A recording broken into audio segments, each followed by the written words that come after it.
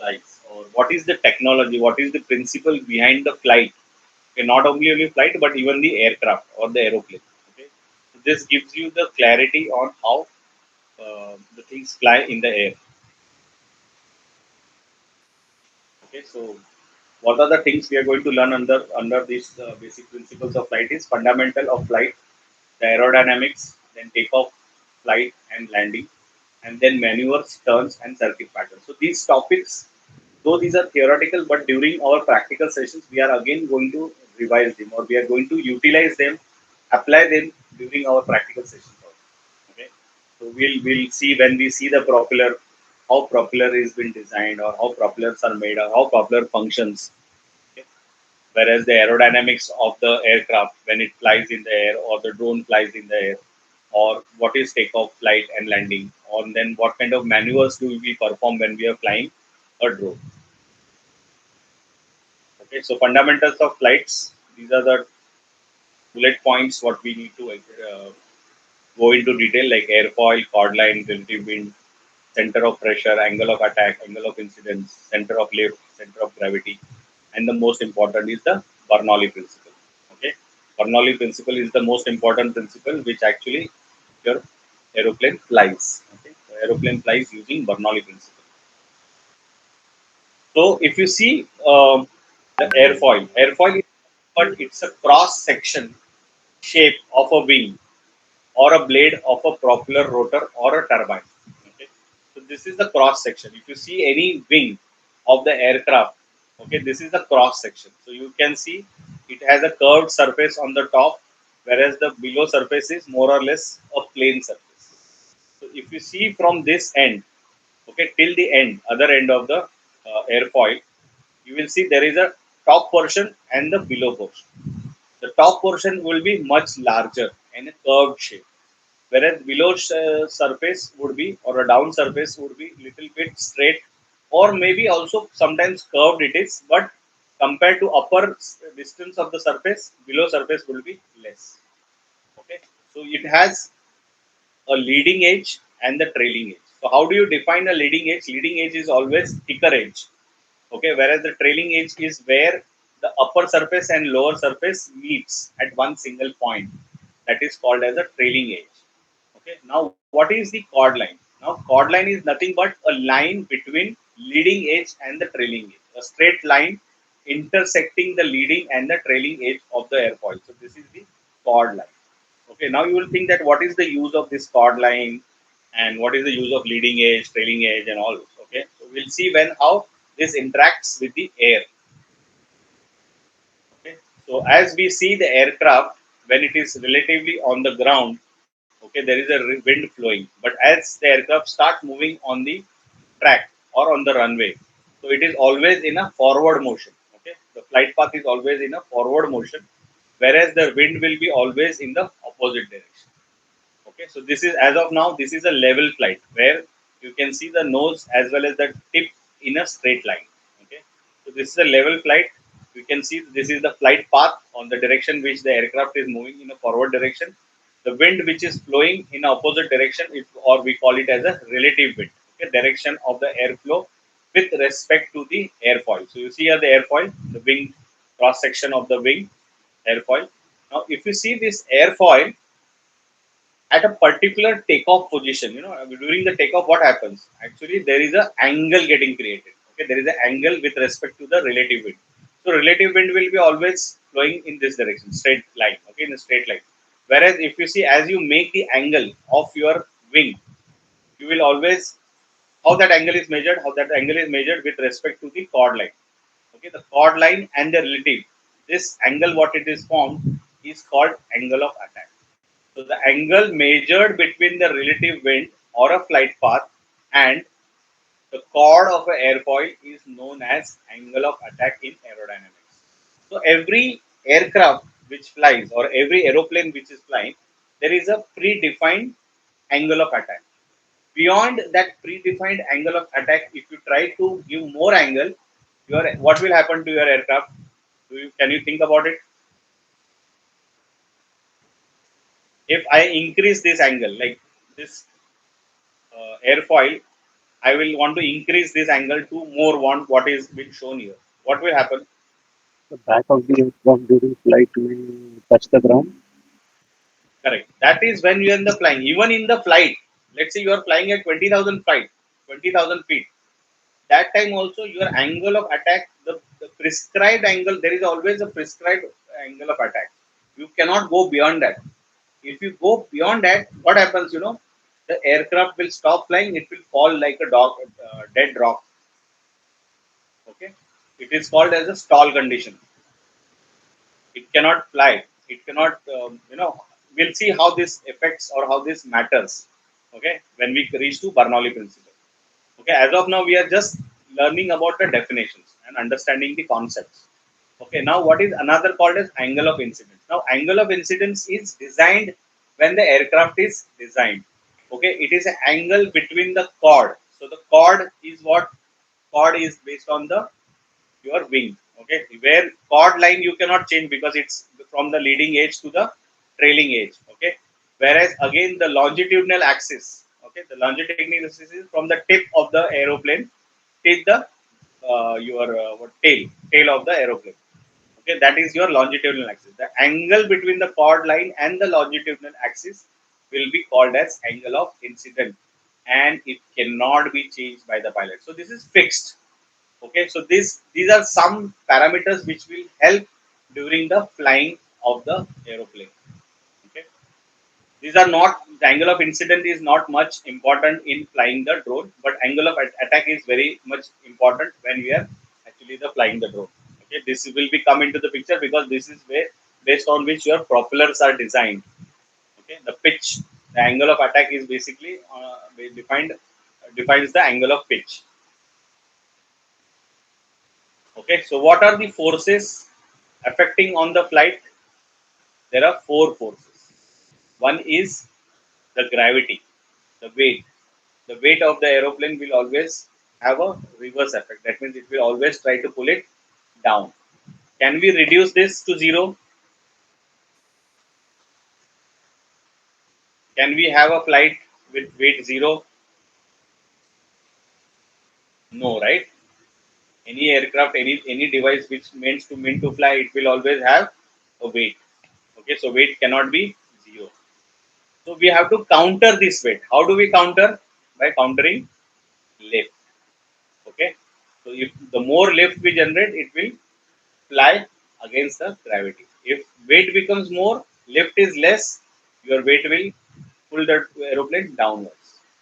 Similarly, as we are giving a throttle or a thrust is a forward motion of the aircraft.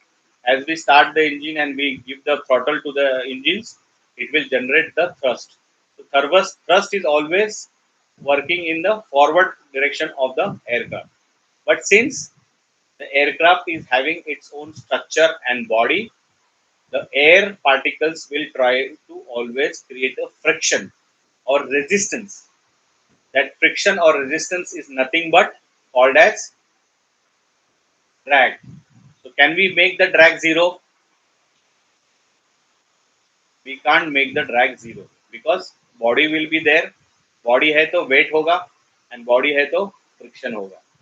Okay, so both things will be there, but then using the motions as well as the aerodynamics as well as the engines will have lift and thrust created, which will counteract these two opposite forces. So against the weight, lift will lift the aeroplane. Against the drag, thrust. So if your thrust is less, drag is more. What happens? Your airplane will stop. Like we need more drag when we land. So when we land, what we do? We stop the engine. So by stopping the engines, what happens? We are not giving forward motion, right? Or we slow down the engine probably. We just make sure the engines are running only as much as I am required. Okay, so that's how I will increase. Like there are other controls also on the aircraft control surfaces which will increase the drag. We'll see in the subsequent slides. Okay, so what is the principle of flight? Principle of flight says in physics, a fluid is a substance that continually deforms or flows when external force is applied. So when we talk about fluid, fluid means liquid. So even air though it is in a gaseous form, it still behaves like a fluid. Okay, so fluid includes liquids, gases, and plasmas. Okay, so fluid normally will continue to deform. Like if you see this a tap in a kitchen, kitchen, if you see this continuous water flowing, you just hold a spoon near to it, so the fluid will try to take the shape of the spoon. So this is what it is called as Conda effect. Okay, this effect is called Conda effect, of the fluid motion when the applied force is applied or external force is applied on it. So I am just putting a force. I am just putting some restrictions to the flow of it. So does the water stop there? No. It will take the shape of the spoon to flow. So it will create that. So similarly, when the air is like a fluid only. Okay. So when it is moving on the control surface or the surface of the aircraft, especially the wings. So it will the wings, as far as the angle is made of the wing, accordingly the air will flow on the wings. Okay, so let's see how the wing flows. Okay, so we talked about the force, lift, weight, and drag. So lift is perpendicular to the direction of the motion, difference in the pressure. Weight is basically downwards, so it is basically because of the gravity, whereas drag is always opposite to the direction of the motion. Okay, that is forward motion के opposite हमेशा drag होगा. Why that is? Because friction and difference in the pressure. Okay. So let's see now the Bernoulli principle. What does Bernoulli principle says? See, I have not put the picture. I am just first trying to explain you the text, and then we'll see the picture. These things will be much clearer. So the air separated at the leading edge. We saw airfoil, the leading edge. Okay, so air is separated at the leading edge of the airfoil and rejoins at the trailing edge. So when the air hits the airfoil or the wing, the air is getting separated at the leading edge. Okay, so the air will flow from the top of the wing and as well as below the wing also. But again, that the air which is flowing up and down, they will join again at the trailing edge. However, air has to move faster on the upper surface to cover the long distance. We have seen there is a curvature on the top part, whereas below surface is more or less straight path. So there is a difference in the path. So since the upper path is more surface area to cover, the air has to move faster on the upper surface. The air flowing over the curved upper surface of the wing has more velocity than the air flowing below the wing. So below the wing, जो air flow हो रहा है, it is at low velocity, whereas on top of the wing, what the air which is flowing is having more velocity. So when we have a more velocity, the principle state that increase in a speed. See here, there is an increase in the speed, which will result in decrease in the pressure. Whereas below, there is decrease in speed, whereas will create more pressure below the wing. So decrease in the speed of airflow causes more pressure below the wing and produces the upward lift. Okay, so this phenomena you can experience when you are driving a car. You just take your hand outside of your car window and put your hand flat, parallel to the ground. Okay, your hand will stay. But you just the moment you change little bit angle, you will see your hand will tend to go up. It will tend to go up. But if you increase more, that means what you are doing, you are increasing the angle of attack. That time what happens? Your hand doesn't lift, it goes behind. That means what? The drag is increasing. It is not no longer in a conducive form where your hand can create a lift. Okay, so this is what is about the Bernoulli principle. Let's see now in a pictorial form. Okay, so if you see here, lift of the aircraft, you see there are air moving from the front direction. It reaches the leading edge. The red is the high velocity of airflow since it has to cover the maximum surface area, whereas blue is the low velocity of airflow flowing below the wing. As low velocity, high pressure is created below the wing, and there is a low pressure created on the top. So because of this pressure difference, the lift in the wing is created. The lift due to the pressure difference. So you can see another picture also how the air or wind is flowing on upper surface and below surface. So that's why when aeroplane is running on the runway, okay, it runs almost for 2 kilometers at a very high speed, and at particular moment, the angle of attack is been given, which generates the lift and the airplane glides in the air. Okay, so that point in time it is running under a maximum throttle. Okay, so it gives the maximum throttle they will bring, and then they will reach to intended altitude or height of their aircraft, and then they will start cruising forward. So once they are in the air, they will cruise maybe at 20,000 feet or 25,000 feet or 30,000 feet, depending upon what ATC has described them about the altitude. Clear on the Bernoulli principle? Any questions over here?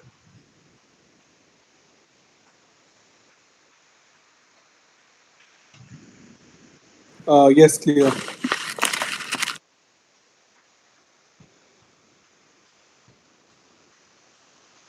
Okay, so any aircraft which we see flying in the air is basically this principle is applied on the aircraft. Okay, so very simple principle it was, but it took so many years for us to discover and understand and apply in our day-to-day life.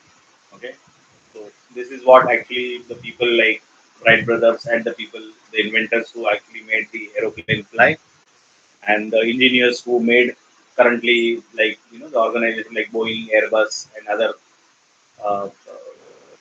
organization which or OEMs which makes the aircraft, they use this principle. Very simple principle. So as we learn about the basic principles of the flight, we also need to know some laws, especially the Newton's law of motions, because these are also applicable to the flights or the drones. Okay, so see, whatever the rules we are learning over here, we are talking with respect to the aeroplane or drones, but these are applicable to every body on the earth, okay, or in the space also. So Newton's first law states that if body is at rest or moving at a constant speed in a straight line, it will remain at rest. That means if the ball is stationary on the ground, it will be stationary. It will not move until unless a constant speed is acted upon by a force. Okay? Until unless you don't kick the ball will not be in motion. Okay? So it says that body will be always at rest or maybe in motion, provided that constant speed is applied. Okay? Object will in motion will remain in motion unless net force act on it. Like for example, if I put a force on a ball which keeps on moving, it will keep on moving in that direction until unless there is another force I'm applied. Like some footballer kicks the ball, it goes on because there is some force is been applied. It will not be endless because there will be that force is applied for a particular force and particular limit only. It is not endless force. Okay, until unless I kick the ball in a such a way that it goes outside the Earth atmosphere and keeps on rotating around the Earth, or maybe keeps on going into the space. Until unless I had applied that much amount of force. Okay, whereas normally the footballer when he kicks the ball, it will be in motion in that direction where he has applied the force. If somebody else obstruct it or gives a different direction, then only that ball will change its path. So that's what an object in a motion will remain in motion unless a net force acts on it. Okay, until as the third person applies some another force or another direction to that ball, it will not change its direction. It will keep on going in that direction. That's what talks about the Newton's first law of motion. Second law states that it's a quantitative description of change that force can produce on a motion of a body. It states that time rate of the change of the momentum of body is equal to the both magnitude and direction of the force imposed on it. For example, a object is in a motion.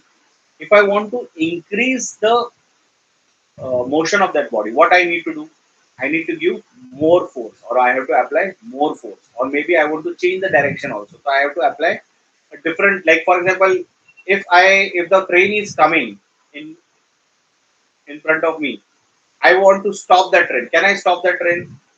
No, because I will not have that much force, right? वो मुझे ही लेके चला जाएगा. So if I want to apply, I have to apply almost similar force. Or else if the train is moving less than 100 kilometers per hour speed, and I want to change that speed to let's say 200 kilometers. So with the one engine I am connected, it can go only up to 100 kilometers. So if I want to apply more force, what the railway will do? They will put two engines to that, and they will increase the speed. Maybe not 200, but at least they will reach near to about it. Okay, so that's how you can change the momentum or change the acceleration of that. Okay, so more force, the more acceleration. So force, how is that force? Force is directly proportional to mass into acceleration. Okay, so these are the two rules of the Newton's motions law. The third rule is the most important on which actually the drone works. Okay, that's why we are discussing about Newton's law. The third rule on which actually your drone works. The Newton's third law states that when two bodies interact, they apply force to one another that are equal in magnitude and opposite in directions.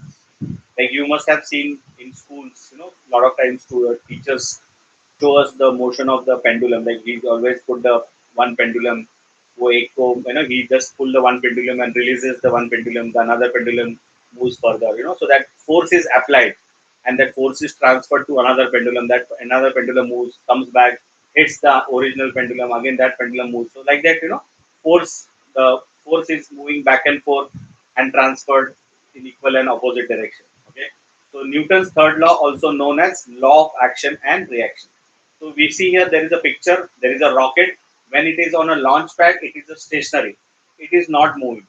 As we ignite the rocket, what happens? There is a hot gas comes out. It tries to push the earth below it. Whether that pressure will able to push the earth? No, because earth is so big. So earth cannot move on its own. So what will happen? That equal and opposite action will happen. So rocket will start moving in upward direction. Similarly, when you power on the drone, you give the throttle up to the drone. What happens? The rotor starts motion. It collects the air using the Bernoulli principle, and that air is pulled down. That air is pulled down and forcing the ground. Okay, since it cannot push the ground, what happens? Drone lifts in the air. Okay, as it lifts in the air, if you see at the point from the ground till, let's say, 2 meters, 3 meters, 4 meters, where there is a gravity and nearness to the ground is there, your drone will not so smoothly take off. Okay, it will try to little bit wobble. So that is the moment where you need to give a throttle properly. So when you are actually flying the drone, when you are learning to fly the drone during our practical sessions, you will observe that as you are giving a throttle, you have to give initially a maximum throttle. Once it is in air, maybe 4 meters, 5 meters above in the ground, you will feel that your drone is completely suspended in the air and it is very smooth. Then you just give throttle up, down, left, right movement. It is so smooth.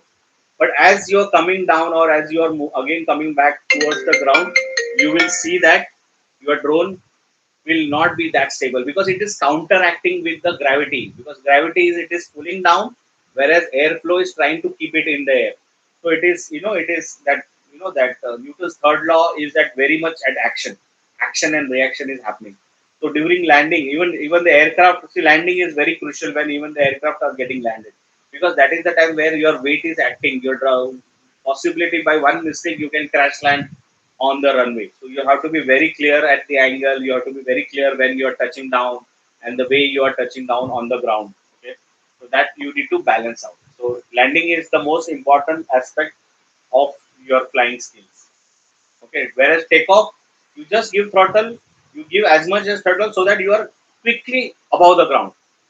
Okay, so as you take up the jump, like you are jump, you are in the air and you are at around 4 feet, 5 feet, or 4 meter, 5 meter, safe in the air. Then it's very easy. Then rest of the drone flying is not so difficult activity, as you are already people flown the drones, you know it, right? So it's very simple when the drone is in the air. It's only the basic commands or basic this thing we give, controls what we use to control the motion of the drones. Clear? So are we clear on the rules of flight of principles? Bernoulli principles and Newton third law are the two important rules which are applicable for flying of your drones. Any questions over here?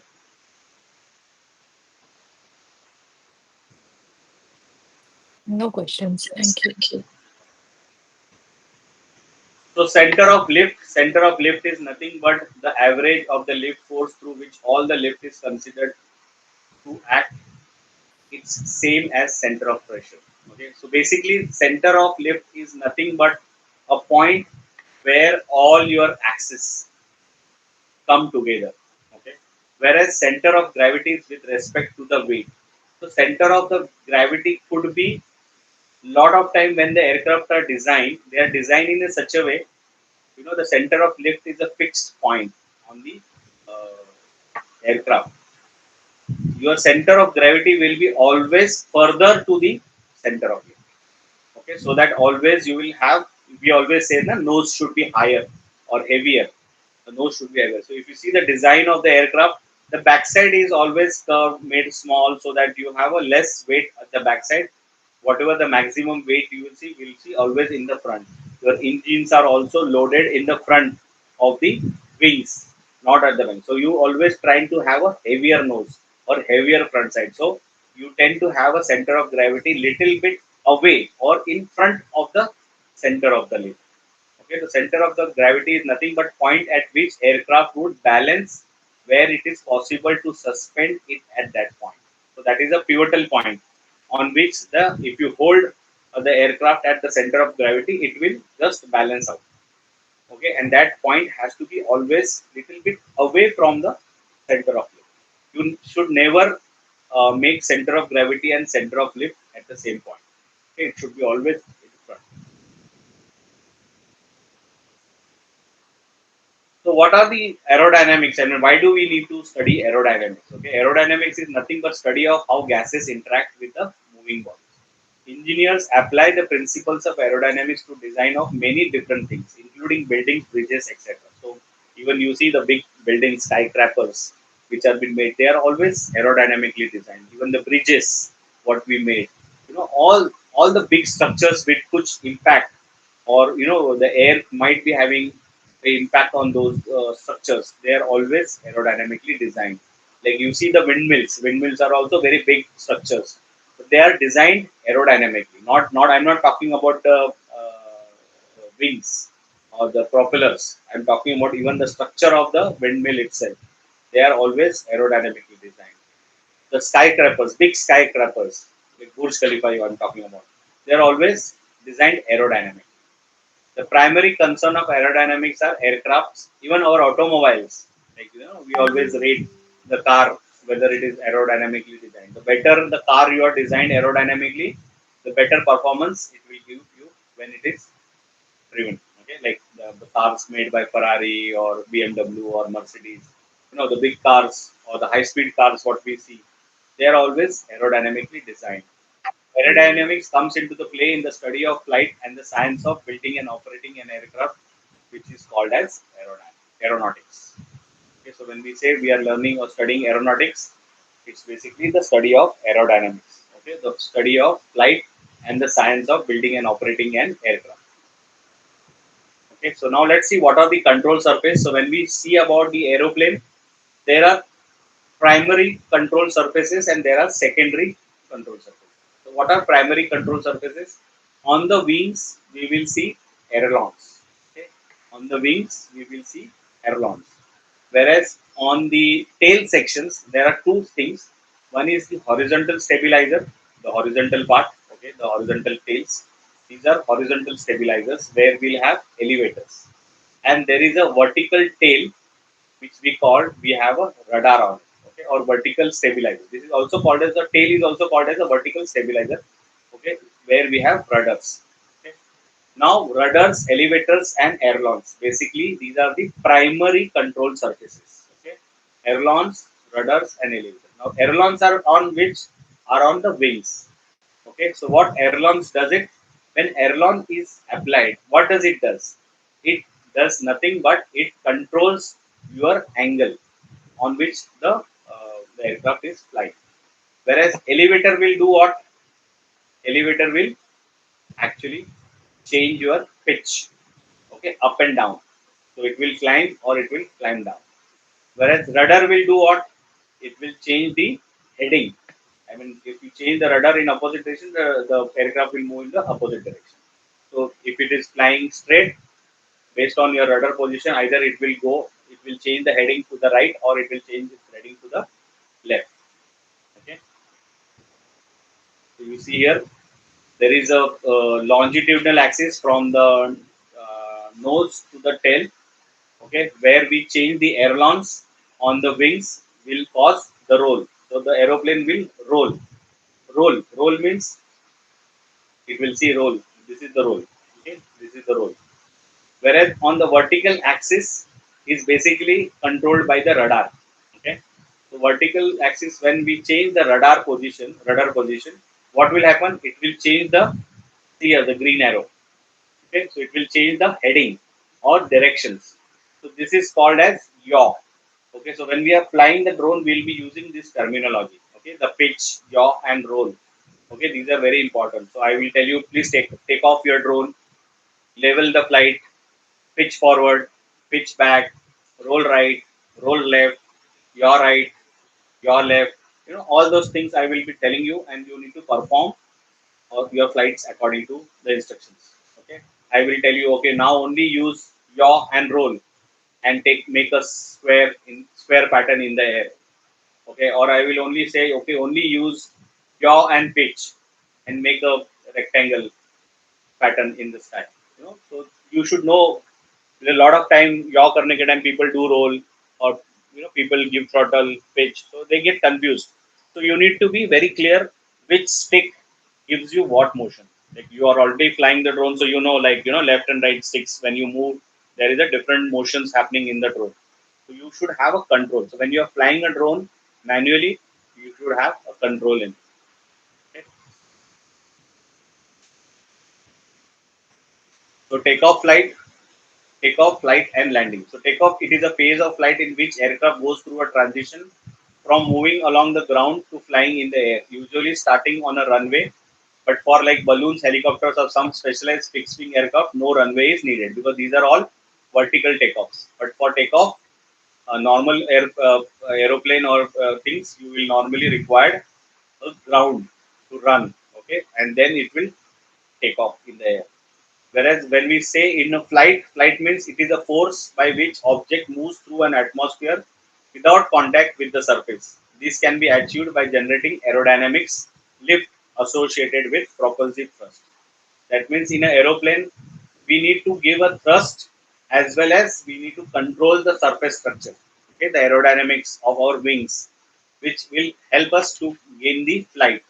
Okay, in the atmosphere. So, like example, I am flying a very steady flight, and all of a sudden, ATC tells me that you are currently flying at 20,000 feet. Please raise your flight to 25,000. So, what I will do, I will change my aerodynamics of the lift. So I will increase, okay, by changing my elevators. Elevator will do what? It will pitch up my aircraft. So from 20,000 feet, I will go up to 25 feet, 25,000 feet, and then I will make it level, and I will cruising on 25,000 feet. Okay, but to go achieve from 20,000 to 25,000, it is not only the structure changes, I also need the thrust. That means I will increase the thrust, because I need to climb, I need to go up.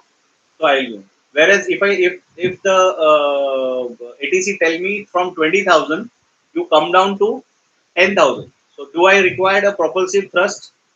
No. So there, because gravity will help me to do that. So gravity will pull me down. So I don't really require my engines. So what I will do is I will just change the elevator, and I will glide down. So automatically, because of the weight, because I am becoming more heavier, I will automatically, because of the weight, I will reach my flight from 20,000 to 10,000, and I will maintain that flight level by using a controlled propulsive thrust. Okay, so that is my flight actions. While in landing, it is the last part of the flight where airborne aircraft returns to the ground when flying object returns to ground. Process may also called as touchdown. So landing, sometimes people call it as touchdown also. Okay, or people normally after landing they say that touchdown completed or touchdown finished. Clear on takeoff, flight, and landing. Okay, so as we are in the air, we are in the flight. Okay, so in the flight, what we'll be doing? We'll be doing maneuvers and turns. So it denotes one tactical moves or series of moves that improves or maintains one of the strategic situation in a competitive environment or avoid a worse situation. Like for example, I'm flying a drone in an agricultural field, and all of a sudden I see as I'm flying, I see there is a tree. So I will continue the flight straight? No, right? So I have to move left or right, up and down, whatever it is. So these are nothing but these are maneuvers. Okay, or for example, I'm flying on a ground and there is some tower is there, probably a telephone tower or maybe a power line tower or any tower could be there. Okay, or some structure would be there. So I will not continue flying in that direction of that particular obstacles. Normally these are called obstacles. So I will always turn left or right, or either I will bank right or bank left, either whatever is possible for me or what is suitable for it. Okay, so ideally people will always turn. Okay, climb and descent will based on the location. Okay, so climb, if that structure is small and I just want to climb, like for example mountain. In mountain is very big structure, so I cannot take left or right because left right may be mountain hi hoga, right? So in that scenario, what I will do? I will try to climb above the mountain. So I will increase. Okay. Sometimes I need to descend. Well, for example, when I'm approaching a city, I'm landing. Okay, I'm about to land. So I will start my descent. I will just start my descent almost 10 kilometers away from the city. So I'll slowly I'll descend. So descent is the time when actually I'm saving the fuel, because that point in time I'm not actually using my engines. Actually, I am using simple principle of gravity and glide. Okay, so I am actually gliding. So during my descent, almost those 10 kilometers or 20 kilometers, whatever from whatever the height I am coming down, actually I am just coming down with using just glide. So maybe my engines may not be functional or they may be at very minimal ideal state condition kind of thing. So I'm just gliding, and I will just start my engine or maybe give little bit throttle at the point of landing when I'm approaching the runway straight. Okay, so straight and level flights, turns, climbs, and descent. So these are the motions. What you can see how the aircraft flies around the airport or near the airport. A lot of time you don't get permission to land. So what will ATC will tell? So they will continue. They will ask you to continue your motion in the air. Okay, so you continue flying in a circle. Okay, so you will have a controlled flight running around the airport. Okay, and you will ask permission, and then once the permission is granted, then you will align your flight to the runway, and then you will land. Okay, so this is how actually the circuit patterns. Normally, this circuit pattern is followed during the training period when we are actually training pilots for CPL or PPL.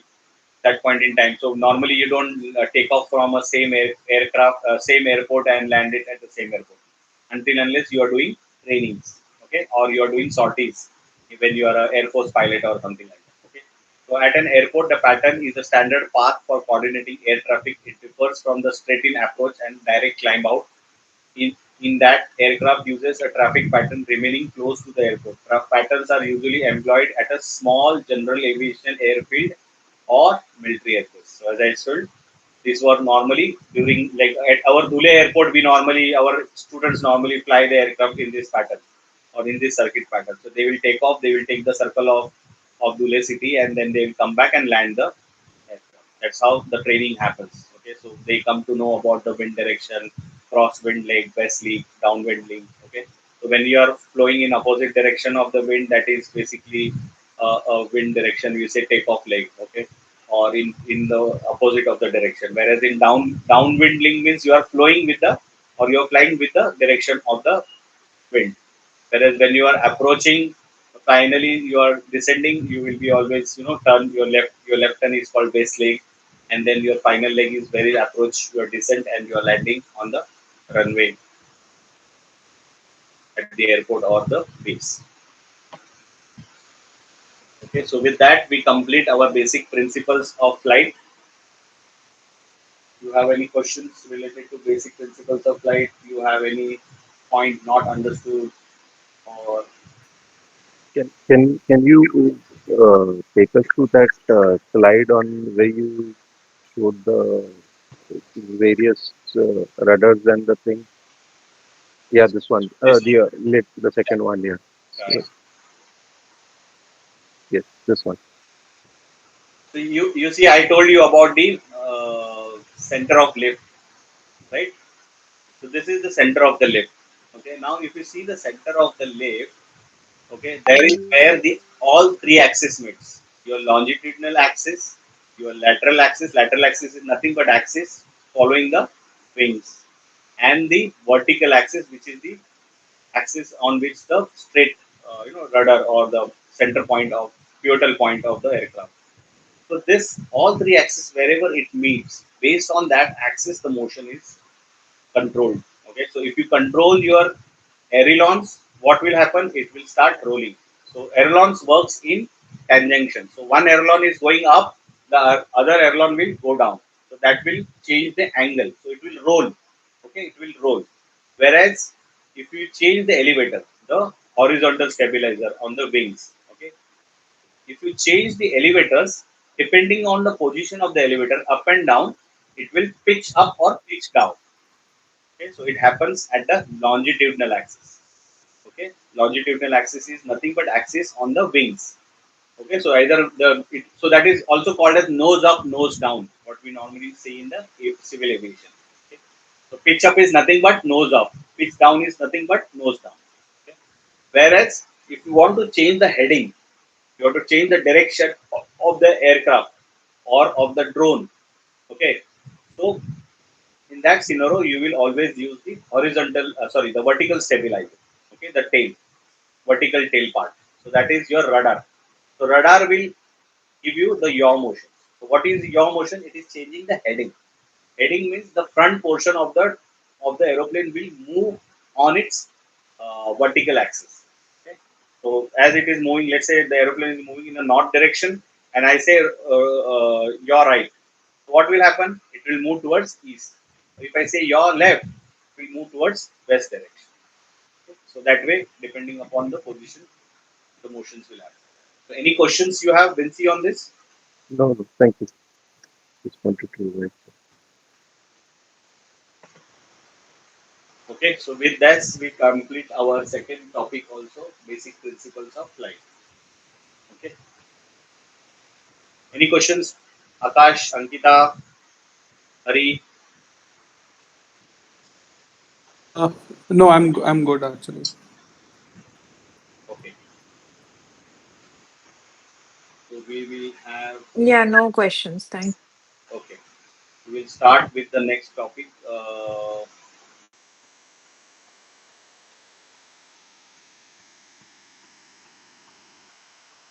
ATC procedures and radio telephony.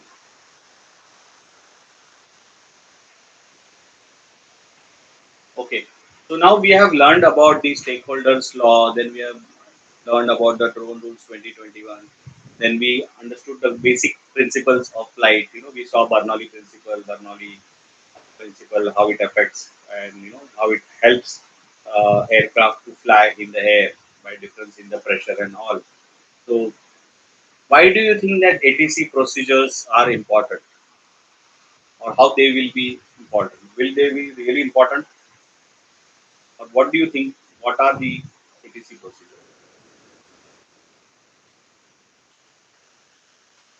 radio telephony and all that? Do you think this will be applicable to the drones? This is a small topic, but very important from future perspective. Any thought on ATC? Do you know what is ATC procedures? Basically, the Yeah, directions given to the pilot. Sorry, continue, Vinci, please. Thank.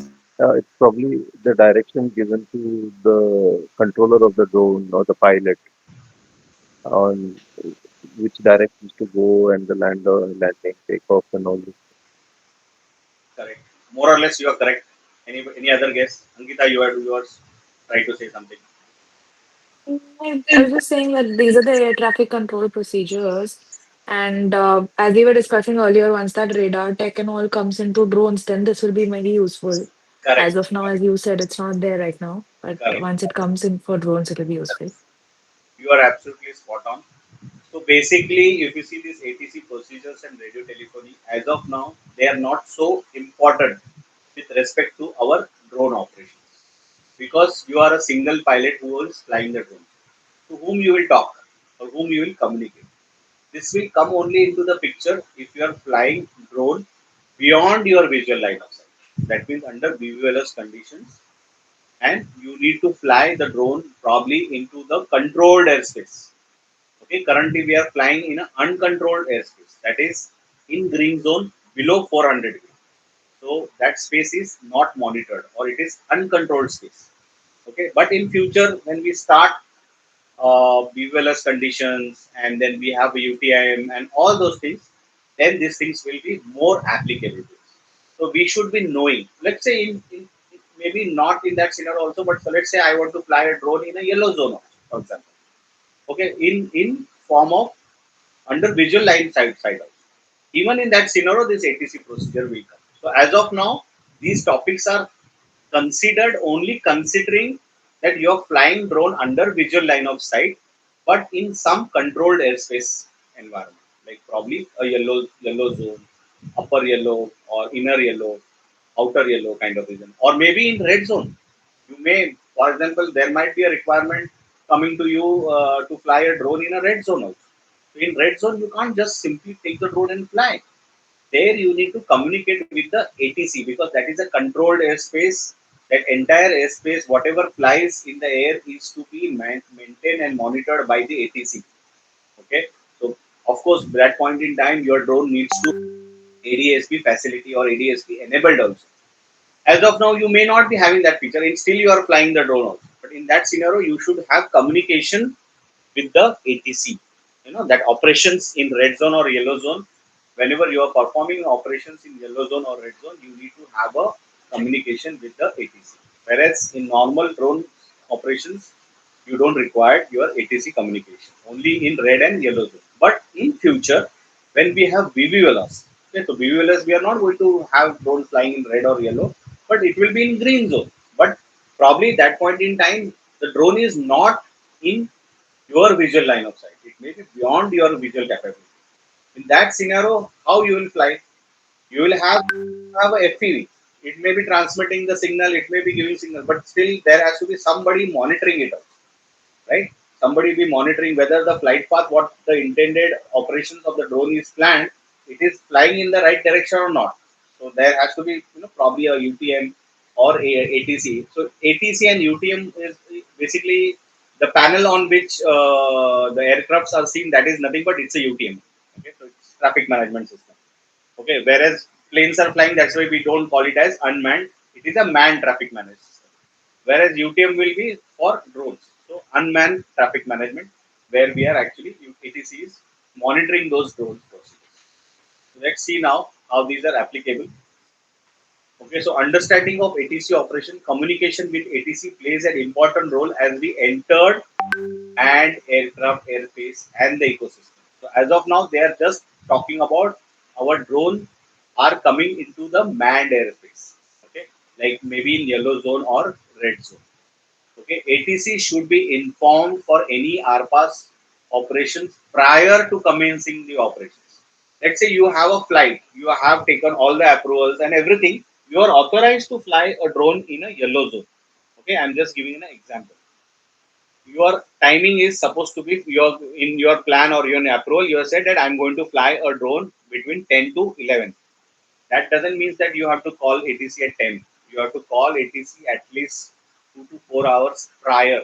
Intimate that your timing of your operations and inform them accordingly. Okay, if there is something, they would guide you, or they will let you, or they will make a note of it. Okay, and then again, when you are actually doing the operations, again you call them. Okay, that is what the procedures to be followed.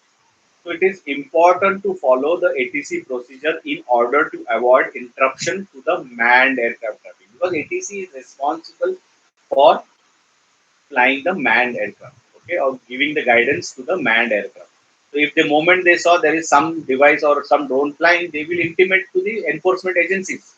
They may shoot down your drone also, okay, or they may take necessary whatever procedures they need to follow. They will take, and then you may be hold under the, because you are, though you might be having approval and everything, but you are not informed to ATC about it. So each RPA operator must be in a two-way communication with the ATC. So how you will have a two-way communication? You are not having any device to communicate with ATC. So the two-way communication will always happen using a phone, a landline phone. Okay, so ATC will have their own ATC numbers, phone numbers. You have to call that number respective ATC and speak to them. That is the only way you can reach to ATC. The RPA pilot should be aware of the airspace and the restriction imparted in it while operating a RPA. So remote pilot, aircraft pilot must be aware of the airspace. Okay, where he is flying, red zone, yellow zone, outer yellow, inner yellow, wherever he is flying, he should be aware. He should be knowing the restrictions, and he should be following those procedures to flying in that particular. So radio telephony basics. So RT provides the means by which pilot and the ground personnel communicates with each other. The information and instruction transmitted are vital importance in safe and expeditious operation of aircraft, personnel involved in the operations and people on the ground. So these are very basics. I mean, whatever you are communicating, it needs to be very clear and crisp. If you are not understood, you should ask. Okay, you can't work in assumptions. Okay, so if you not heard properly, you should ask to repeat. So most important part is when you are communicating, you need to be a very good listener. You need to listen what is being getting communicated. If you are not understanding, you missed something, don't assume. You have to recorrect it, or you may say, like for example, I said Mike, Mike. Okay, so whatever you heard, you said back. That's what you would have seen. The pilot rephrases or says it back what they understood or what they heard, and once they get the confirmation, then only they proceed further. Okay, they don't assume or they don't think that this is what I heard and this is the right. No, you would might be doing something mistake. So it is always asked to reconfirm what you heard, or you always ask the person to repeat back. Okay, like normally in day-to-day scenario, also a lot of time, when we are talking on a mobile phone, if somebody passes us their mobile number, what we do? If somebody passes the mobile number, we write down that mobile number and then we say that mobile number back to that person. So that means he acknowledged that I have heard correct and I have noted it correct. Okay, once this is called three-way communication. So once this three-way communication happens, the information is correctly transmitted. Okay, sometimes he may say something and you listen something, and if you don't say it back, the handshake will not happen. So there is a possibility of some miscommunication happening. Okay, so normally the three-way communication procedure is mostly followed into the radio telephonic basics. Okay, so what is radio telephony techniques? So radio telephonic or radio telephony communications can be carried out in following manner. So it could be RT phonetics, alphabets as well as numerics that we use.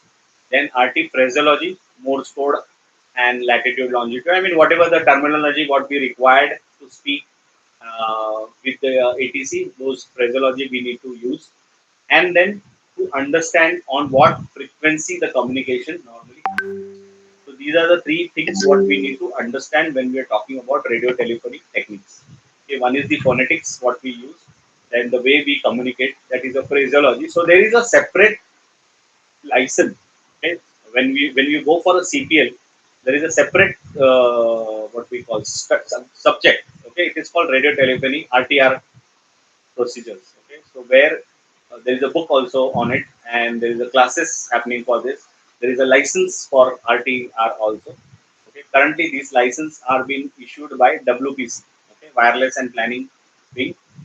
Uh, this year on 3rd February 2025, the new RTR rules have been released by DGCA. As I said, the license was issued by Wireless and Planning Commission. Now, going forward, these license will be issued by DGCA. Okay? Because Wireless and Planning Commission doesn't have any role to play in RT.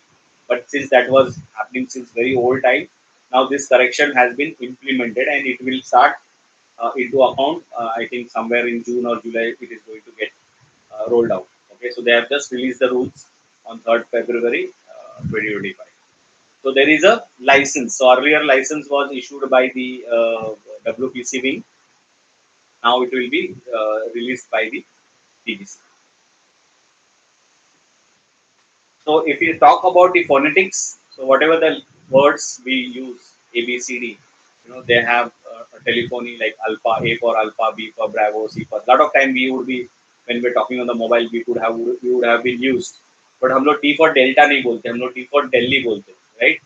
या फिर M for Mumbai बोलते, N for Nagpur बोलते, right? P for Pune बोलते. Because these are some words which we are familiar with. We are developed our own telephony system. But in aviation world, these are the telephony words what you use. So you should say A for alpha. हम लोग क्या बोलते हैं? A for apple, right? So हम लोग जो English, whatever the English what we learn, we use those as a phonetics. Okay, but in aviation we have to use this phonetics.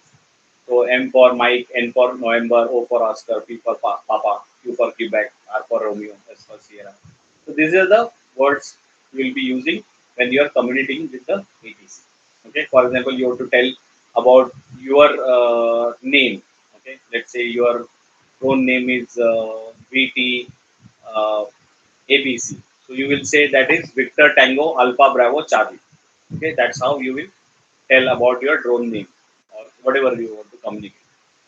Okay, so numbers are basically the numbers like 1, 2, 3, 4. So normally when we say numbers, so we'll say number one, number two, number three, something like that, or number eight. Okay, or sometimes we talk about the times. So 1800 hours, 1300 hours, or 1300, like that. So we'll be very precise, clear communication we'll be doing when we are communicating with the other person. Because in aviation world we are responsible for people, the aircraft as well as for the people who are on board. Okay, so we need to be very clear in this. In drone, as of now, we are just flying drone for a very minimal applications. But in future, when we talk about drone taxis or deliveries beyond the cities, all that scenario, there would be a possibility of life and property at risk. Okay, including the drone. So in that scenario, we should have a proper communication happening. That is the reason why the RTR new rules have been released this year, because DJC is preparing to release the BVLOS flying rules also. Okay, so we will be having now, as of now, we are only doing VLOS uh, training. Okay, so there would be in future BVLS, once the rules are there, we will be also having flying in BVLS conditions also. Okay, so that time this RTR would be coming into more importance at that point in time. Okay. Again, the same thing, Alpha, Bravo, Charlie, Golf, Hotel, India, Juliet, Kilo, Lima. So this very easy. I mean, you just 1, 2, 3 times you read it, use it regularly in, then you try to recollect, then you can easily remember these words. Okay.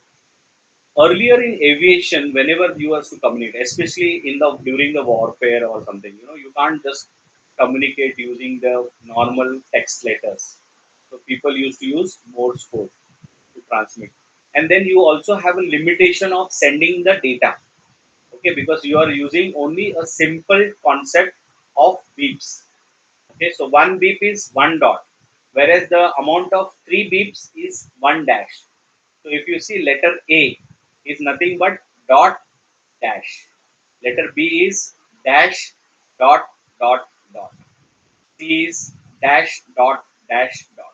Okay, so like this. So people used to remember this. I mean, to remember this, you can't remember it by using a normal way we learn our ABC. Here you have there is a different way to learn. There are some apps are also available where you can put in your mobile and you can daily practice of remembering this what we call dot and dash or the Morse code. Okay. So normally when you learn, you start with the simple characters like E or T. Like if you see E is just a dot. So if you listen dot, that means it is just E. If you listen only dash, then you know it is T. Okay. Then you start two this thing. Then you will start with two dots. That is like I. So when you listen two dots, because here you are not seeing. Okay. In Morse code, you are actually listening. Okay, that beep is there, tit, tit, tit, tit, tit, tit, tit, tit, tit, tit, tit, tit, like that. Okay, so when you are saying that, you should, the other person who is hearing this beeps or dashes, he should able to interpret that. So in your RTR exam, there is a exam for Morse code also. Okay, so there are some 25 words, uh, 25 words in a minute or something like that. In these words, letters, you should able to guess in a minute. So almost every 2 seconds, one letter you need to guess. Okay, so like two dots, then there are two dash for M. Okay, then you have three dots, four dots. So accordingly, that's how you plan to reading of the Morse code. Okay, as of now, this is not applicable in drone. Nobody uses Morse code in a drone communication and all things. We are just simply using phraseology, okay, and the phonetics. So why do we learn about latitudes and longitudes? Because we are using Google and everything. I just want to ask one question. Do you know what is the latitude of Mumbai? Anybody? Just take a guess.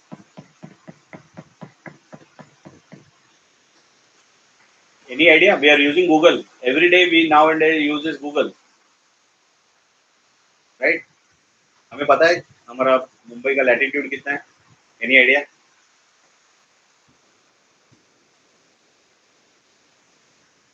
15 degrees. You are somewhere near about. So Mumbai latitude is 19 degree. Okay, so we are away from the equator by 19 degree. Okay, so we are towards the north hemisphere. That's so our entire globe or the earth is divided into different segments. Okay, so the vertical lines, what we call is the longitudes, and horizontal lines with respect to the equator are called latitudes. So equator is 0 degree. As we climb and go up to the North Pole which is a 90 degree, right? So we have degrees. So Mumbai is at 19 degree, Ujjain is at 23 degree, Delhi is at 30 degree, Ukraine is somewhere 45 degree, Moscow is at 55 degree, Norway is above that, and then if you climb to the North Pole, it will be at 90. Okay. Similarly, the longitudes, they are again having the degrees. Okay, so Mumbai longitude is 72 degree. Okay, with respect to the Greenwich. So Greenwich is nothing but the line from the London passing through the London, and that was the line which was decided by the people during 16th, 17th century as a reference point when they were actually traveling in the ships, and then they were discovering different continents or places and all the things. So how do they return back? So they need some reference point, and that's why that reference longitude was derived, or a prime meridian, what we called. Okay, with respect to the that observatory was there, okay, Greenwich Observatory. So with that respect to that observatory, it was because most of the time people were from UK, France, Spain, Portugal, all those European countries were actually traveling in the sea or continent and discovering the different paths or resources or the land and all that.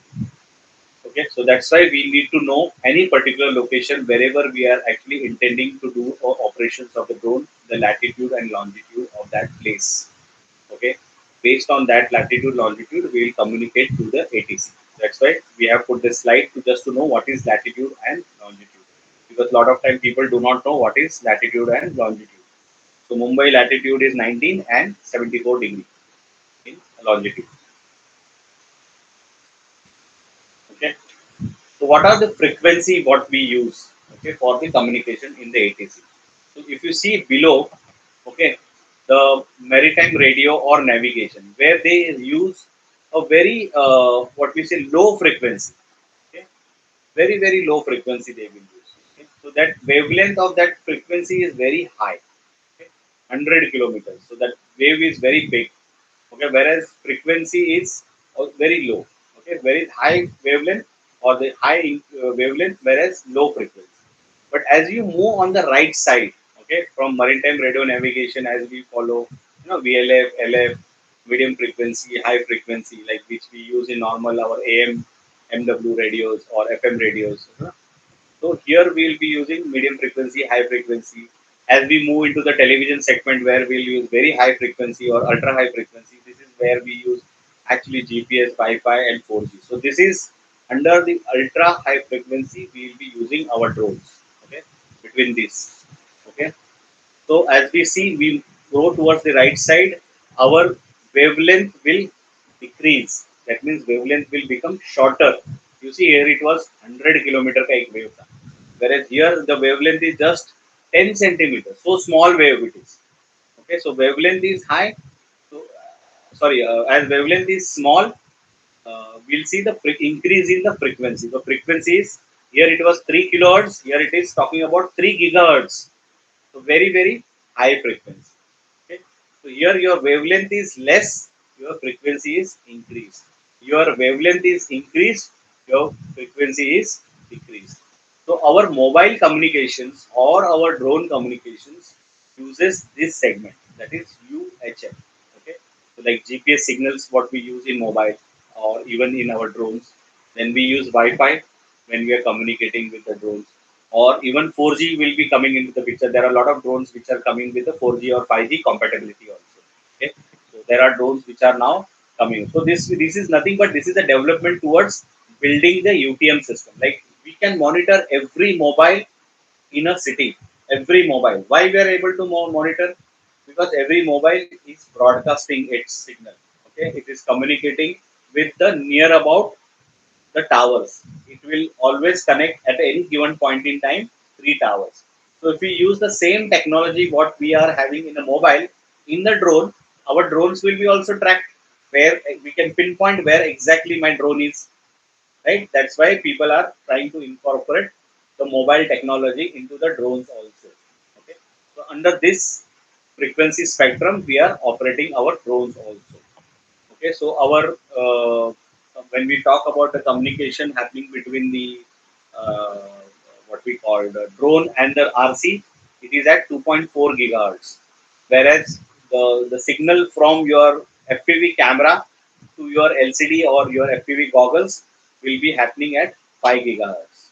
Okay, so you see here 3 gigahertz, 2.4 gigahertz is somewhere here, whereas 5 gigahertz is somewhere here. So in between this UHF and SHF, your communication between the drones is happening. Okay. So any questions on the RT frequency spectrum?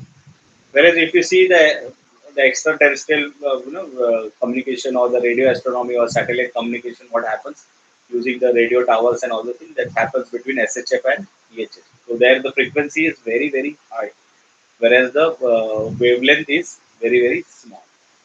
Okay, but the chances is again here when you are sending those kind of signals, you tend to lose those signals over the distance because your signal will not have that much what we say capacity to reach. So over the period of time you will lose the signals. Any questions on the RT frequency spectrum?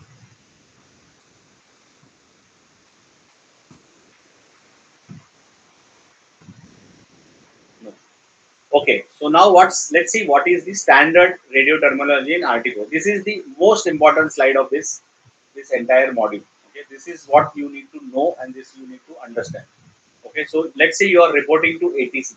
So whenever you are calling the ATC and informing, pre-information you are giving. So your information when you call the ATC, you should start your communication by saying word unmanned. The first word what you will say is unmanned. The moment you say unmanned, the ATC will know that you are going to talk about road.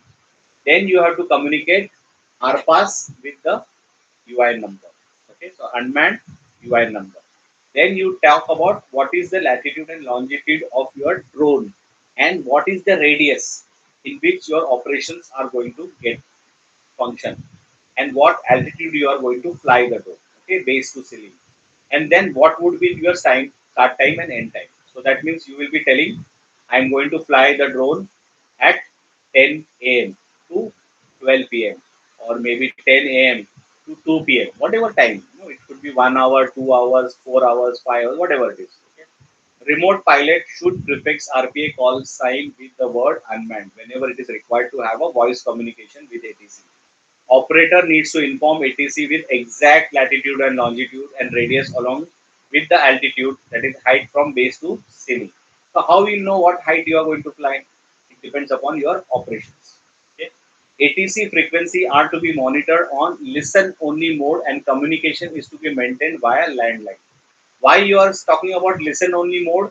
Because you are not authorized to have a communication with the ATC on the ATC mode devices, because you are not a licensed operator. Okay, so you will always have a communication on landline, whereas you are listening to their frequency, you can always listen on listen only mode. Like you might have a device, but then you can only listen, but you cannot communicate because you are not authorized to operate that particular device. So radio communication on airband frequency is only allowed for an operator who is certified to operate wireless RT equipment with a valid RTR protocol issued by WPC or DGCA respectively. As I told you, there is a license which is going to get. I mean, I already there's license available, but Mangesh, uh, Mangesh, sorry, can you repeat for the last slide as well? Because my connection, I got disconnected and I rejoined. okay. I'll just finish this and then I'll come back again. Okay, I'll come back again. Don't worry. Okay, so radio communication on airband frequency is only allowed for operator who is certified to operate wireless RT equipment with valid RTR and protocol issued by WPC. So currently the license have been issued by WPC. Okay, future they will be done by DPC. Or there would be a period where both the parties are monitoring it. So that's why it is WPC/DGC respectively. A standard phraseology is used through the globe with minor difference with respect to the different regions. So the phraseology what we using Alpha Bravo Charlie is a standard phraseology. It is used across the globe. Okay, there could be a minor changes. Some like probably Germany there might be a little bit change, or Canada again which uses the French words. Sometimes there might be a minor changes in one or two words here. Okay, with respect to the different regions. Okay, or probably Brazil and what is that location where they use Spanish, okay, Latin Spanish word. So there might be slight changes in it, but 99% people uses this standard phraseology across the globe. Okay. So as Hari told, let me come back to this slide, Hari. Yeah, this one actually I actually got disconnected when you were talking about the drone would use the Yeah. UHF frequency. Yeah. Got it. So I was telling about this radio frequency spectrum. This is the spectrum. Okay, it starts with the very low frequency. Okay, where the frequency is just 3 kilohertz, whereas the wavelength is 100 kilometers. Okay, the wavelength of this frequency is very high. Okay, so these are basically frequency is used in maritime radio navigations. Okay, on the ships and all that. Okay, where the distance is very huge, and the communication will take some time to reach and all that. So you will have a towers, big towers, transmitting signals to the ship, and then ship will be transmitting signal back to these towers at the coast regions. Most of the time, coast regions will be there. So that location where we will be using VLF or LF, low frequency signals. Okay, where you have a low frequency and high wavelength. But as you move towards the right, okay, your radio waves, or AM radios, or aviation radio navigation, or shortwave radios, okay, medium frequency or high frequencies. So you will have a frequency increase. So you will see the frequency is increasing. So 3 kilohertz to 300 kilohertz. Okay, but whereas the wavelength is decreasing. See, it was 100, it came to 1 kilometer. So as you see, 100 meters, 10 meters. So you see the wavelength is decreasing, but below you see the frequency is increasing. So from 300 kilohertz to 3 megahertz, 30 megahertz, 300 megahertz. So our drones basically uses VHF, UHF. Basically the UHF. Okay, ultra high frequency is used here because drone is using 2.4 gigahertz of frequency to communicate between drone and the remote control. Whereas from That your FPV camera to your FPV goggles or towards on your LCD panel, it is using 5 gigahertz. Okay, so that's why either UHF or SHF. Between this, we are actually communicating using drones. So I was talking about GPS signal, Wi-Fi signal, 4G signal. These are also are part of the drones because we are using a GPS signal for maintaining the latitude, longitude, and height of the drone. Then Wi-Fi is again used for communicating between the RC and the drone, as well as 4G signal, 5G signals are also being now getting incorporated into the drone because we want to build a UTM environment. So probably people are thinking that the mobile, like the way we can track down each mobile to its pinpoint, similarly drone can be tracked to the pinpoint by using 4G or 5G signals. Whereas we see higher communication like satellite communication happening at a frequency like extra high frequencies, okay, or radio astronomy or satellite communication at a very high frequency. So you see the frequency is very high, almost like 300 gigahertz, but the wavelength is very small.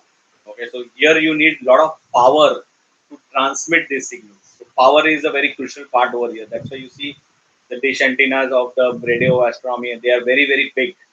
Okay, because they have to focus and transmit that much of information. Okay, so that power is very much required to transmit those signals. So as we understand the frequency model or frequency spectrum, how do we communicate with the ATC? So whenever we start communicating with the ATC, we start with a word called unmanned, followed by ARPA's UIN number. Okay, so unmanned. The moment you say unmanned, ATC understand that you are communicating with them related to the some drone operations. Then you have to communicate is what is the latitude, longitude, and radius of your operations, what altitude you are going to fly from base to ceiling, and then start time and end time. Okay, so this may be initial communication, and when you are actually intending the communication, you need to keep on communicating or continuously. You should be on a communication with the ATC on landline. Okay, since you are not authorized to use the wireless RT equipment until unless you have a RT license to do that.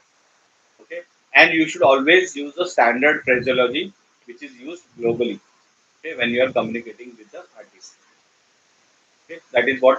So RTR means radio to radio, is it? No, no, no, no. Restricted, Restricted restricted transmission. stopping radio, Sorry. radio, Acha, restricted transmission radio, traffic radio, transmission radio. And FRTOL is fixed. fixed radio telephony operator license. Okay, understood. FRTO. That is the fixed wireless license which is taken Yeah, by the telecom company. normally yes, you get it Uh, from WPC as of now. yeah. Okay. Okay, so now there are these RTR things are going to get changed. As I said, that the rule is already getting changed. I mean, it is going to get transferred from WPC to DPC. Okay, so you will see a lot of changes is happening in this segment also. So as of now, you must have heard that there is a change into the aviation rules and regulations are also happening, where the bill has been put up in the parliament. Okay, so there are a lot of changes we would say. I mean, Indian aviation industry is going to go through a very drastic change in next 5 to 10 years. Okay, because we see an enormous number of growth in the airports. Almost 2000, 2000, yeah, I think 2000 or 200 aircrafts, 2000 aircrafts are being ordered. Okay, for next 15 years, and then we are going to see almost 150 new airports are going to come up in next 5 years, 5 to 10 years. So there is a drastic change happening, and then apart from this is I'm talking about aviation world, and even the drone world or the drone segment is also going from a very big change. The government has released a lot of new regulations and documentation with respect to the improving the infrastructure for the building the drone infrastructure or the ecosystem. Like they have released a document last year in September called vertiports. So vertiports are nothing but they are similar to like your helipads. Okay, these are basically vertiports for landing the drones. So you will see a lot of vertiports will get set up on the major highways, okay, or the major places, major locations. You know, lot of things would be coming up. So already government has released this document, and they have approached people to see how we can set up this infrastructure and all the things. Okay, and with that, all these other things which are dependent, like your communication, this RTR communication, this also needs to be improved, because you see earlier when we were just traveling using horse cart or this thing, we didn't had signals and all the things. We didn't have a good roads or thing. But as we developed ourselves from horse cart or bullock carts into the cars or better cars, the car itself got so much transformed in last 100 years. But even the other infrastructure like roads, right from tar roads to concretization of the roads to the signals, the CCTV monitoring, so many things have been coming up into this segment. So similarly, into the aviation segment also, like we are only talking about civil. Like when we talk about aviation, we were initially only talking about airport to airport and flying the bigger aircraft and all this. But once as the drone has now taken up in a big way across the globe, and it is going to have a major jump or major disrupt is going to happen into the transportation also. Okay, so there is a lot of change is required into the ecosystem, as well as the way we operate and way we communicate. That is also going to get changed drastically in next 5-10 years. Okay.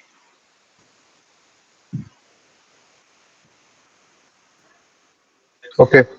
So I think you are clear, right, Hari, on the spectrum and the phraseology what we use when we are communicating to RTR.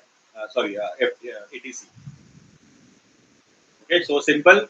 Start with unmanned word. Say your UN number. Talk about your latitude, longitude, radius, altitude, and your start time and end time of your operations. Initially, when you first time you communicate to them. When you actually perform your start your operation, again you call them, again you communicate the same thing, and continue with your operations, and you keep on updating about your motion of your drone, latitude, longitude, whatever you keep on coming. So ATC will know what is what happening on the landline. They will keep one line standby for your communication. They might tell you like, okay, you call on this number, so that we can have a separate communication when your operations of the drone is happening in the manned airspace. Right? So this is basically for communication in manned airspace. Okay, so when you are doing a flight planning procedures, okay, the planning on the digital sky platform is necessary. So the digital sky platform was built in a such a way that whenever you are trying to, I mean, in future, you are planning to fly a drone from A location to B location, you should have a flight plan similar to what normally the pilots do. Okay, so if I am a pilot of a Boeing aircraft and I am going to fly that aircraft from 9 a.m.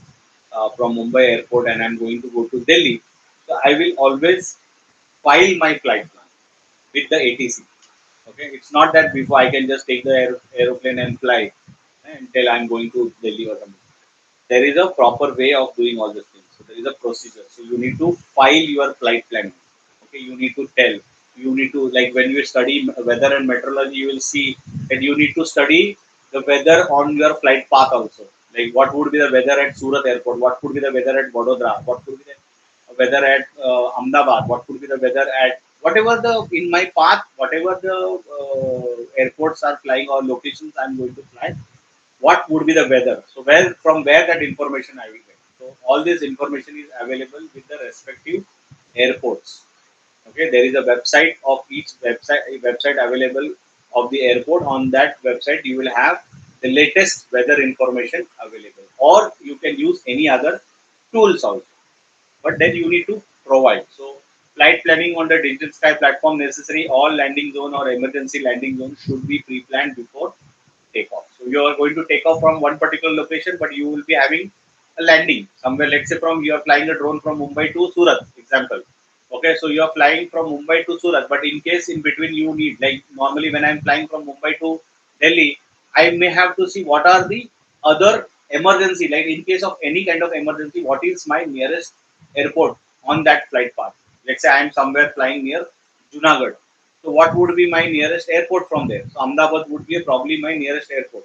Or if I am flying on Rajasthan, so what would be my nearest airport? So I need to see whether Jaipur is nearest, whether Udaipur is nearest, or Jodhpur is near, whatever location, whatever the landing strips I have, I need to have that thing in mind. I cannot during the emergency find out ki yahan se what is the nearest airport for my location. I should know some pre-planned options should be available. Okay, then about your flight, this information should be provided to the FIC and ADC. So FIC and ADC should be taken means what? Flight Information Center, which confirms the flight plan. So once you submit your flight plan, they will say that good to execute this plan. Okay, whereas ADC is basically air defense clearance, security clearance needed before entering a certain airspace. This is basically when you are flying uh, within different countries. Like if I'm flying through, let's say, Pakistan Air Force, Pakistan airspace, or maybe Afghanistan airspace, or maybe any European countries or anywhere. Okay, wherever I'm crossing the boundary or crossing the geographical territories of countries, I need to take the defense clearance. Okay, so I will give that plan to it to the people, respective people. There would be a channel where I can take the information and all flight routes. So your path is also has to be defined. So this will come. This will see as of now. This is not so important with respect to the drone, but this will come when we do BVLS flying. Okay, so that time this will important. That's why these are some topics have been included, so you know how it is safe and proper flight plan you need to prepare. Okay, so as we talked about ATC, this is the last slide. I believe this is the last slide. You have to talk about the altitude over here, right? Base to ceiling. So how you will communicate altitude to the ATC? So normally our drone operation. This altimetry setting is basically with respect to the aircraft. So there are three altimeter readings. Okay. So when you are on the ground, okay, ground means you are flying your aeroplane on terrain. So you are actually flying with respect to the height. This is called as height. Okay, this is called as QFE or it is called field elevation. Okay, field elevation is respect to the ground. Uh, just give me 2 minutes. Huh? Somebody is there at the door. I need to.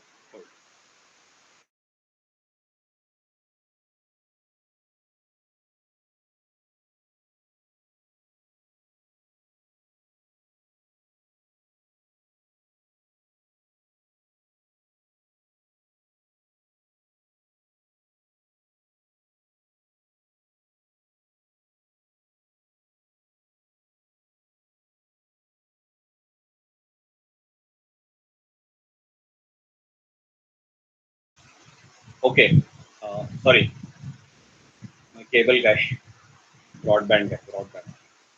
Okay, so when we am flying a drone or an aeroplane with respect to the ground, I am taking the reading of my altimeter with respect to the ground. Okay, so the ground. So that is called as field elevation. Okay, field elevation or the height. So at the ground, your aeroplane will be reading what? Any idea?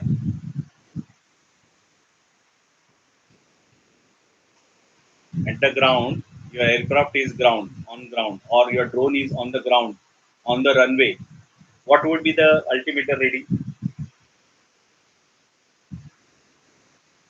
Any guess?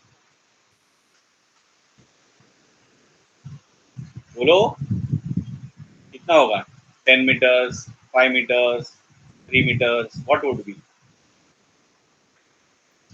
Around 5 meters. on ground I'm talking about ground so on ground your altimeter would be reading zero because your ground aeroplane or drone is grounded okay with respect to the ground your aeroplane or your drone is on the ground the moment it flies in the air with respect to the ground how far see the arrow. Okay, the distance from the ground till the aircraft is field elevation. So it could be when it's in air, it could be depending upon the height. It could be 10 feet or 10 meters. It could be 20 meters, 200 meters, 400 feet. It could be whatever with respect to the ground. On the ground, it will be zero. Okay, but every see now drone as of now we are only flying on terrain or on the ground.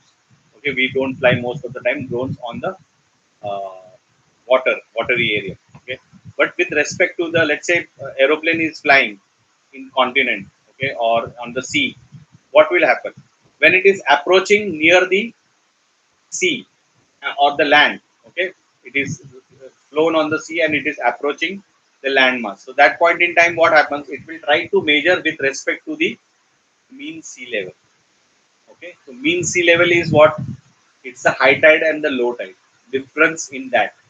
Whatever the average is, that is called as a mean sea level. So that mean sea level will be always give you as a QNH. Okay, or it is called as nautical height. Okay, so it is nautical height. Whereas in a deep sea, see here the mean sea level is calculated based on the low tide and high tide with respect to the land. But in the sea itself, how you will have a mean sea level? Can you have a mean sea level?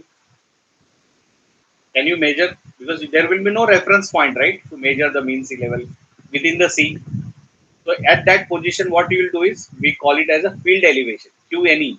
QNE is a field elevation.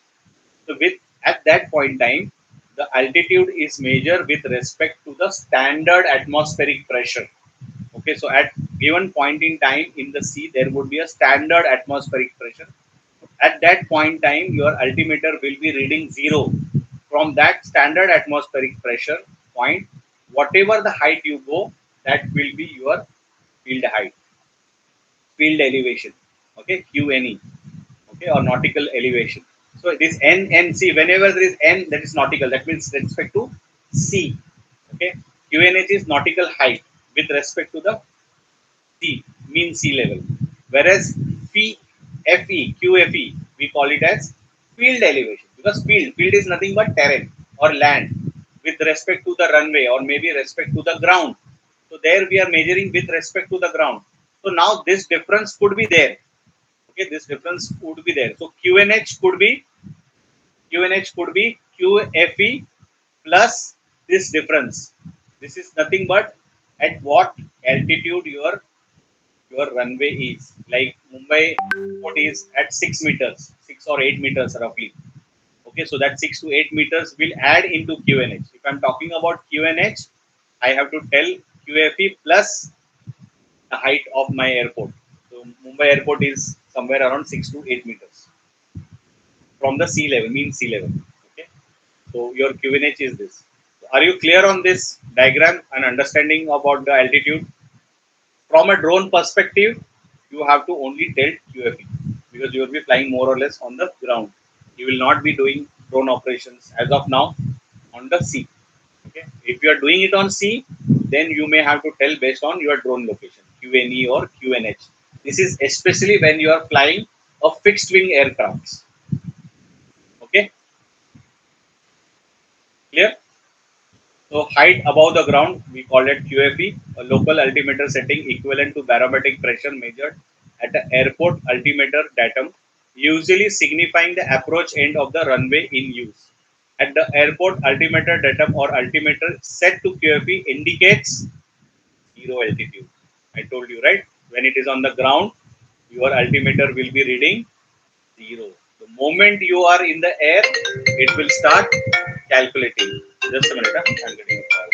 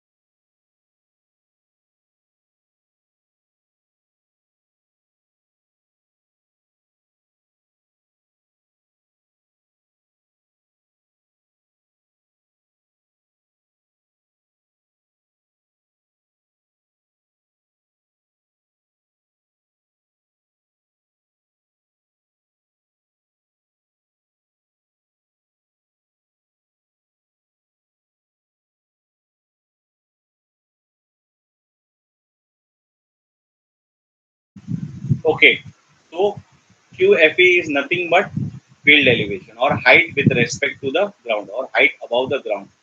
Altitude is nothing but QNH. What is QNH? QNH is with respect to the mean sea level, what is your altitude or height.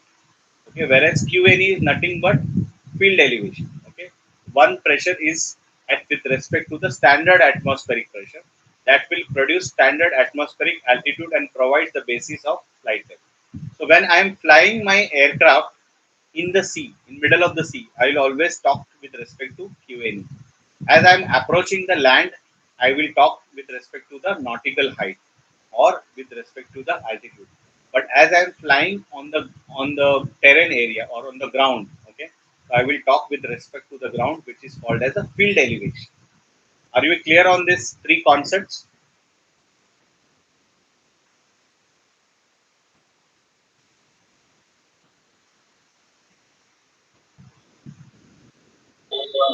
Yes.